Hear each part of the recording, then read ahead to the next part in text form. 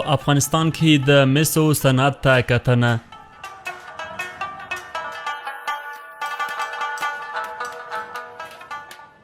افغانستان په نړۍ کې د صنعتي هیوادونو له ډلې څخه دی او له ډېرې مودې راهیسې پکې بېلابېل صنعتونه شته.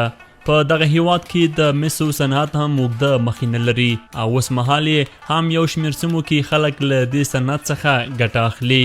له یو شمېر تاریخي کتابونو څخه د معلوماتو پر بنسټ د مسو صنعت په افغانستان کې سلګونه کاله مخکې تاریخي مخینه لري او په تیرو کلونو کې ډیری کسانو د مسي لوښو او نورو توکو څخه ګټه اخیستله. له وړوکوالي تر اوسه په دغه کسب کې اخته یم او کار کوم. د مسو صنعت یو ډیره اوږده مخینه لري. په دې وروستیو کې بازار ته پلاستیکي، اوسپنیزو او نورو شیانو په راتلو سره د مسو صنعت یو څه کمرنګه شوی. پخوا به خلکو مسي لوښي استفاده کول. هغه وخت به هر کور کې مسي لوښي تر سترګو کېدل. زه له لسیزو راهیسې دلته په بلخ ولایت کې له مسو څخه مختلف اجناس جوړوم. ځوان وم، ږیره مې په دې کسب کې سپینه شوه. دلته بلخ کې دا کسب له نورو ولایتونو ډیر رواج و چې بیا تر پلازمینې کابل هم ورسید. دا یوه ډیره اوږده مخینه لري. مسي لوښي پخوا د کورونو ښکلا وه چې اوس کاروبار ډیر خراب شوی. دلته شاوخوا 80 دوکانونه وه چې اوس د ګوتو په شمار 15-16 دوکانه پاته دي. د پلازمینې کابل بهرانه کوڅه، په دغه کوڅه کې به د مسګرانو غږ او ځوږ و چې اوس یې کارونه پیکه سوي دي.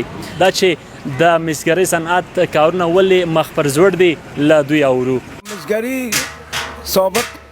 مسګري په لومړیو کې د دې اپارتمانونو مخ ته د عمومي سړک پر سر وه. شاوخوا 280 دوکانونه وو. موږ به په دې کوڅه کې شیان جوړول، بیا به مو هلته وړل، خلکو به اخیستل. خو کرار یې کارونه خرابېدل چې اوس یوازې دغه 4 دوکانونه پاته دي. موږ له دولت څخه غواړو چې د مسو صنعت ته خاصه پاملرنه وکړي تر څو دغه پخوانی او سنتي صنعت له منځه لاړ نه شي. شاوخوا 10 کاله کېږي دلته مسي لوښي هم جوړوم او هم یې خرڅوم. خو په دې وروستیو کې د مسو صنعت له منځه تلو په حال کې دی، ځکه په بازارونو کې د پلاستیکي او الموني لوښو ډیرښت او همداراز د مسي لوښو لوړه بیه او په هیواد کې اقتصادي ستونزې د مسګرۍ صنعت له رکود سره مخ کړی دی. یو شمېر ښاریان راغلي تر څو مسي لوښي وپیري. د دوی په وینا مسي لوښي نورو پلاستیکي او اوسپنیزو لوښو په پرتله صحي دي. خو د خلکو په باور په بازارونو کې د پلاستیکي او المونیمي لوښو ډیرښت او همداراز د مسي لوښو لوړه بیه او په هیواد کې اقتصادي ستونزې د مسګرۍ صنعت له زوړ حالت سره مخ کړی دی.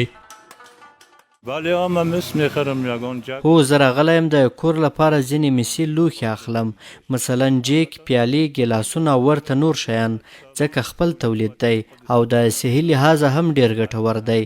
له نورو هیوادوالو هم غوښتنه کوم چې له خپلو تولیداتو په خاصه توګه له مسي شیانو استفاده وکړي.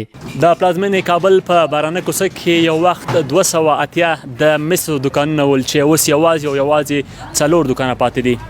دغه صنعت مخ پر زوړې اندېښنې راپارولې دي. عبدالله حیدرزی، CMG، کابل.